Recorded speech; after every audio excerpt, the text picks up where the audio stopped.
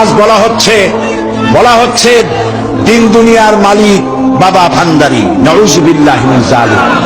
এই কথা যারা বলে আর যারা এই কথা বিশ্বাস করে 100% সলিড মুশরিক। শিরকের মধ্যে ডুবে গিয়েছে গোটা জাতি। আপনারা কেন কথা বলছেন না? মসজিদে কথা বলুন, চাকরি চলে যাক। ময়দানে কথা বলুন, চাকরি চলে যাক।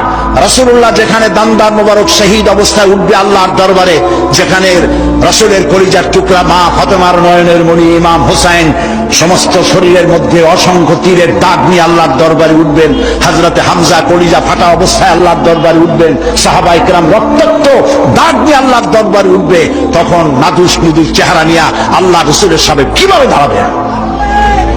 প্রয়োজন হলে জেলে যান, প্রয়োজন হলে মার খান, এই মাজারের বিরুদ্ধে কথা বলুন, এইসব ভণ্ড অলিদের বিরুদ্ধে কথা বলুন।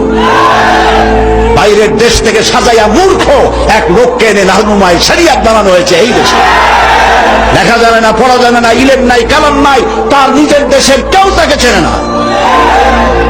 মানুষদেরকে ধোঁকা দেওয়ার সুযোগ আর নাই। থামেন, সোজা দেওয়া, ধোঁকা দেওয়া বন্ধ করে দিতে হবে।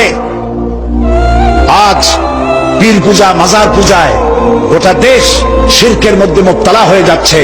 কথা বলতে হবে, জীবনকে বাজি রাখুন, কথা বলুন।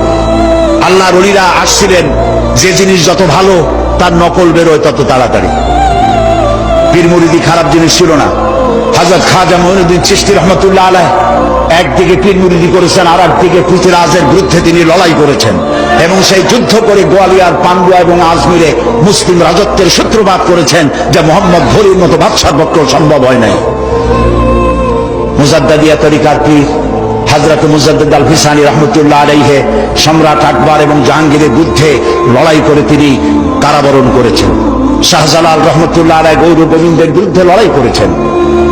হযরতে খান জাহান আলী রহমতুল্লাহ আলাইহি লড়াই করেছেন। এখনো ফিলখানা আছে বাগেরহাটে, বলা হয় পিলখানা, আসলে নাম হলো ফিলখানা। হাতির যুদ্ধ হয়েছিল সেখানে। তারা শুধু হাত পাকা এরকম নেন নাই, এরকম করে মানুষকে দিয়েছেন। তারা বিরাট বিরাট পুকুর খনন করেছেন, মানুষের পানির ব্যবস্থা করেছেন, সুপ্রিয় পানির ব্যবস্থা করেছেন, মসজিদ গড়েছেন। যারা আজকে বিভিন্ন জায়গায় ওরসের দাবি করেন, হিন্দু মুসলমান পাইকারি দরে গিয়ে গাঁজা খায়, মদ খায় এবং মাজারে গিয়ে সেজদা দেয়, নাউযুবিল্লাহ, নাউযুবিল্লাহ। মাজারে কি চান? মুসলমানদের সাথে মাজারের কিসের সম্পর্ক? মুসলমানদের সম্পর্ক হবে মসজিদের সাথে। আর আল্লাহর ওলিদেরকে আমরা সম্মান করি। ওলি হচ্ছেন তারা যারা নাকি কথা বলতে গিয়ে জেল খাটেন, জরিমানা দেন, শুধু পকেট ভর্তি করে টাকা নেন না, কথা বলতে গিয়ে জেল জরিমার মুখোমুখি হন, ফাঁসির মঞ্চে গিয়ে দাঁড়ান, তারাই হচ্ছেন সত্যিকারের ওলিউল্লাহ। আর যারা পয়সা করি কামাই করেন, হক কথা বলেন না, হক কথা গোপন রাখেন, শুধু কদম বুসিয়ার মানুষের টাকা নিয়ে তৃপ্ত হন, তারা ওলিউল্লাহ নয়, আদুউল্লাহ। গোটা জাতিকে কথা আজ বলতে হবে। আমাকে লোকেরা বলে, মাঝে মধ্যে বলে যে উনি পীরের বিরুদ্ধে কথা বলে। না, আমি ওই সব ব্যবসায়ী পীরের বিরুদ্ধে কথা বলি যারা মানুষের ঈমানকে হরণ করে। আমি ফুরফুরা সরসিনার বিরুদ্ধে কখনো কথা বলিনি, যেহেতু তারা শিরক এবং বেদাতের বিরুদ্ধে।